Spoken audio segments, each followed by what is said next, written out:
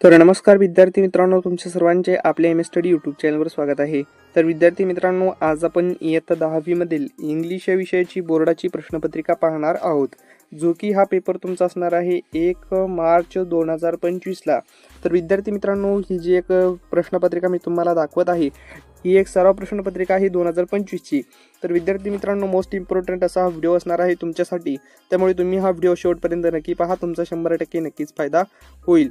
तर विद्यार्थी मित्रांनो, ही जी एक प्रश्नपत्रिका आहे, या प्रश्नपत्रिकेमध्ये मी तुम्हाला सर्व 10वीच्या इंग्लिशचा जो होणारा बोर्डाचा पेपर आहे तुमचा 1 मार्चला, त्या सर्व प्रश्नपत्रिकेचा सेम पॅटर्न मी तुम्हाला या व्हिडिओमध्ये दाखवणार आहे, त्यामुळे व्हिडिओ शेवटपर्यंत नक्की पहा. तर पेपर सोडवण्यासाठी तुम्हाला 3 तास वेळ दिला जाणार आहे आणि पेपर हा तुमचा 80 मार्कांचा असणार आहे. तर विद्यार्थी मित्रांनो, तुम्ही जर आपल्या एम एस स्टडी यूट्यूब चॅनलवर नवीन असाल तर प्लीज आपल्या एम एस स्टडी यूट्यूब चॅनलला सबस्क्राईब करा आणि ह्या व्हिडिओला लाईक करून हा व्हिडिओ तुमच्या मित्रांना नक्की शेअर करा. तर विद्यार्थी मित्रांनो, तुम्हाला जर अशाच प्रकारे इयत्ता 10वीतील सर्व विषयांच्या 2025च्या बोर्डाच्या प्रश्नपत्रिका पाहिजे असतील तर आपल्या M S study YouTube channel आता सबस्क्राईब करून घ्या. तर चला तर मग आपण ही प्रश्नपत्रिका पाहण्यास सुरुवात करूयात. तर सर्वप्रथम पहा, तुमचा असणार आहे सेक्शन 1 लँग्वेज स्टडी, 10 मार्कांसाठी तुमचा सेक्शन 1 असणार आहे. तर यामध्ये आहे तुमचा क्वेश्चन नंबर 1, त्यामधील A, do as directed attempt any 4. तर पहा, तुम्हाला खाली प्रश्न दिलेत, तर त्यामधील हा तुमचा पहिला प्रश्न आहे, complete the following words using correct letter. त्यानंतर तुमचा दुसरा प्रश्न आहे, put the following words in alphabetical order. त्यानंतर तिसरा प्रश्न आहे, पंच्युएट द फॉलोइंग. त्यानंतर चौथा प्रश्न आहे, make 4 words minimum of 3 letters each using the letter in the word. त्यानंतर तुमचा पाचवा प्रश्न आहे, write the related words a show in the example. त्यानंतर तुमचा 6वा प्रश्न आहे, complete the words chain in verbs attempt. तर पहा, असे हे 6 प्रश्न आहेत. तर या 6 प्रश्नांपैकी तुम्हाला कोणत्याही 4 प्रश्नांची उत्तरे लिहायची आहेत आणि ते 4 प्रश्न तुम्हाला 8 मार्कांसाठी असणार आहेत. तर अतिशय सोपे प्रश्न आहेत, त्यामुळे प्रत्येक प्रश्नांचा व्यवस्थित प्रश्नपत्रिकेचा सराव करा. तर पहा आता, त्यानंतर आहे तुमचा बी प्रश्न, डू अस डायरेक्टेड. तर डू अस डायरेक्टेडमध्ये पहा, इथे तुम्हाला 2 प्रश्न दिलेत. तर या 2 प्रश्नांपैकी कोणत्याही एका प्रश्नाचे उत्तर लिहायचं आहे आणि तो प्रश्न तुम्हाला 1 मार्कांसाठी असणार आहे. तर त्या पुढील देखील पहा, दुसरा आहे बी, त्यामध्ये दुसरा प्रश्न आहे, त्यामध्ये देखील तुम्हाला ए आणि बी दिलेला आहे. तर यामधील दोन्हीपैकी कोणत्याही एका प्रश्नाचं उत्तर लिहायचं आहे आणि ते देखील प्रश्न तुम्हाला 1 मार्कांसाठी असणार आहे. त्यानंतर आहे तुमचा क्वेश्चन नंबर 2, त्यामधील A, read the following passage carefully and complete the activities. तर आता त्यांनी इथे तुम्हाला पॅसेज दिलेला आहे, तर हा पॅसेजचा एकदा स्क्रीनशॉट मारून घ्या आणि त्यानंतर तुम्ही या पॅसेजचं व्यवस्थित वाचन करून मी दाखवलेल्या या प्रश्नांचं, या पॅसेजवरील प्रश्नांचा उत्तरे लिहा. तर पहा आता, यामध्ये तुमचा पहिला प्रश्न आहे, write who said the following sentences to whom. तर असा हा पहिला प्रश्न आहे आणि हा प्रश्न तुम्हाला 2 मार्कांसाठी असणार आहे. तर या सर्व प्रश्नांची उत्तर या पॅसेजमध्ये आहेत. तर त्यानंतर आहे तुमचा A2, complete the following web. तर त्यांनी इथे वेब दिलेला आहे, तर हा वेब तुम्हाला कम्प्लीट करायचा आहे आणि तो तुम्हाला 2 मार्कांसाठी असणार आहे.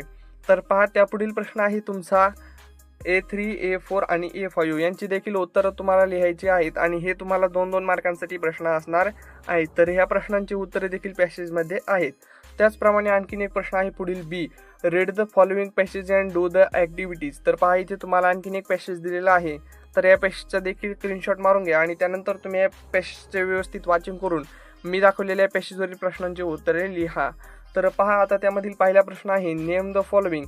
तर इथे तुम्हाला आता प्रश्न दिलेत, तर या प्रश्नांचे उत्तर लिहायचं आहे. तर या सर्व प्रश्नांची उत्तरे पॅसेजमध्ये आहेत. तर हे प्रश्न तुम्हाला 2 मार्कांसाठी असणार आहेत. तर पहा, त्यापुढील प्रश्न आहे, इथपर्यंत हा तुमचा पॅसेज आहे पहा. तर त्यापुढील प्रश्न आहे B2, B3, B4 आणि B5.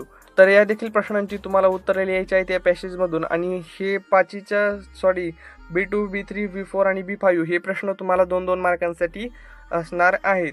तर त्यापुढील आहे तुमचा सेक्शन 3 पोएट्री, 10 मार्कांसाठी सेक्शन 3 आहे. तर यामध्ये आहे तुमचा क्वेश्चन नंबर 3, त्यामधील A, read the following stanzas and do the activities. तर आता तुम्हाला कवितेचे काही स्टांजेस दिलेले आहेत, तर त्यांचे वाचन करून तुम्हाला स्टांजेस खालील प्रश्नांची उत्तरे लिहायची आहेत.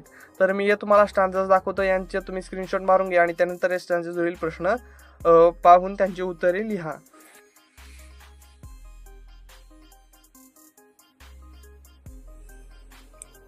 तर पहा, इथपर्यंत तुमचे स्टांजेस आहेत. तर यांचा तुम्ही स्क्रीनशॉट मारून घ्या. तर पहा आता यावरील प्रश्न पाहूत. तर यावरील प्रश्न आहे A1, complete the following sentences. तर इथे तुम्हाला खाली काही प्रश्न दिले, तर हे तुम्हाला सेंटेन्सेस आहेत ते तुम्हाला कंप्लीट करायचे आहेत आणि हे सर्व तुम्हाला 2 मार्कांसाठी असणार आहेत. तर त्यापुढील प्रश्न आहे तुमचा A2. तर पहा A2 मध्ये pick out and enlist the positive and negative qualities in respective columns from the extract. तर असा हा तुमचा A2 प्रश्न आहे आणि हा तुम्हाला 2 मार्कांसाठी असणार आहे. तर त्यापुढील आहे तुमचा A3. तर A3 प्रश्न हा तुम्हाला 1 मार्कांसाठी असणार आहे. तर त्यानंतर आहे तुमचा B, read the following poem and write it appreciation with the help of given points. तर आता तुम्हाला त्यांनी इथे कविता दिलेली आहे, तर या कवितेचं एकदा व्यवस्थित वाचन करून घ्या किंवा तुम्ही याचा स्क्रीनशॉट मारून घ्या, त्यानंतर तुम्ही त्याचं व्यवस्थित वाचन करू शकता. तर आता ही कविता आहे, तर या कवितेवरती आपल्याला अप्रिशिएशन लिहायचं आहे. तर ही कविता एकदा पहा.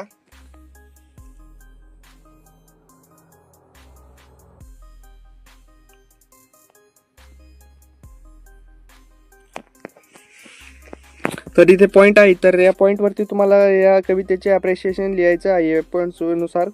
तर इथे तुम्हाला 5 पॉईंट दिले. Title, name of the poet, rhyming space, figure of speech, theme and central idea. तर असे पॉईंट आहेत 5. तर यांवरती तुम्हाला या कवितेचे अप्रिशिएशन लिहायचं आहे आणि हे तुम्हाला 5 मार्कांसाठी असणार आहे अप्रिशिएशन. तर पहा त्यानंतर आहे तुमचा सेक्शन 4 नॉन टेक्स्चुअल पॅसेज. 15 मार्कांसाठी हा तुमचा नॉन टेक्स्चुअल पॅसेज आहे तुम्हाला. तर यामध्ये आहे तुमचा क्वेश्चन नंबर 4. त्यामध्ये A, read the following passage and do the activities.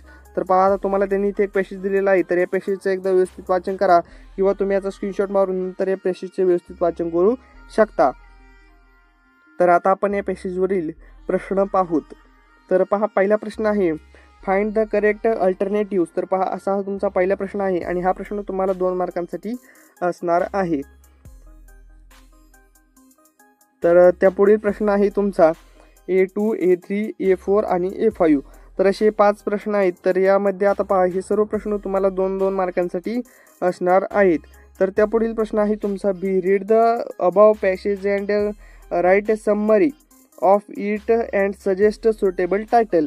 तर पहा तुम्हाला समरी रायटिंग करायची आहे आणि ही तुम्हाला 5 मार्कांसाठी असणार आहे.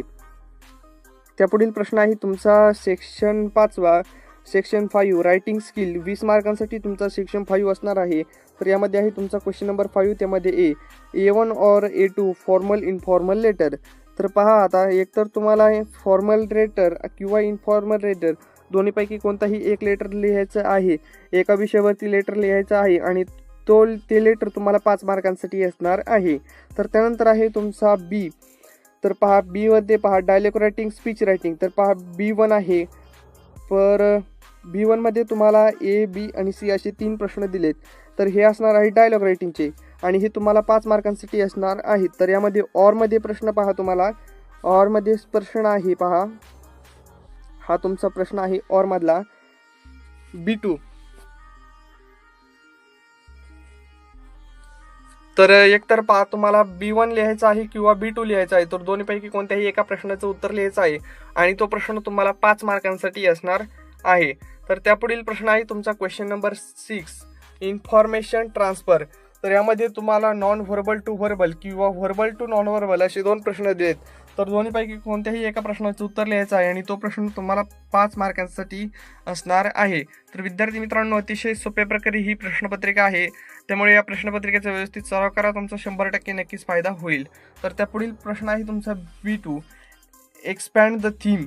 तर यामध्ये तुम्हाला न्यूज रिपोर्ट आहे आणि दुसरा आहे write imaginary story to get the given end and suggest suitable title to it. तर पहा एक तर तुम्हाला न्यूज रिपोर्ट म्हणजे न्यूज लिहायची आहे आणि किंवा तुम्हाला स्टोरी लिहायची आहे. तर दोन्हीपैकी कोणत्याही एका प्रश्नाचं उत्तर लिहायचं आणि तो प्रश्न तुम्हाला 5 मार्कांसाठी असणार आहे. तर त्यापुढील आहे तुमचा सेक्शन स्किल 6 स्किल डेव्हलपमेंट. 5 मार्कांसाठी तुमचा सेक्शन असणार आहे. तर यामध्ये आहे तुमचा क्वेश्चन नंबर 7, ट्रान्सलेशन. तर पहा ट्रान्सलेशनमध्ये पहिला प्रश्न आहे translate the following words any 4. त्यापुढील प्रश्न आहे तुमचा B, translate the following sentences in Marathi any 2. त्यानंतर प्रश्न आहे C, translate the following आयडम्स proverbs any 1. तर असे 3 प्रश्न आहेत A, B, C आणि हे तुम्हाला 5 मार्कांसाठी असणार आहेत. अतिशय सोपे प्रश्न आहेत. हे क्वेश्चन नंबर 7 अतिशय सोपा प्रश्न आहे, त्यामुळे हे 5 मार्क हातचे जाऊन देऊ नका. या सगळ्या प्रश्नांची उत्तरे लिहा. तर विद्यार्थी मित्रांनो, सेम अशाच प्रकारे तुमचा 1 मार्च 2025ला हा पेपर तुमचा असणार आहे. तर विद्यार्थी मित्रांनो, तुम्हाला जर अशाच प्रकारे इयत्ता 10वीतील सर्व विषयांच्या जर बोर्डाच्या प्रश्नपत्रिका पाहिजे असतील 2025च्या, तर आपले एम स्टडी यूट्यूब चॅनल आता सबस्क्राईब करा आणि या व्हिडिओला लाईक करून हा व्हिडिओ तुमच्या मित्रांना नक्की शेअर करा. तर विद्यार्थी मित्रांनो, लवकरच एका नवीन व्हिडिओमध्ये भेटूया. तोपर्यंत माझा सर्वांना नमस्कार.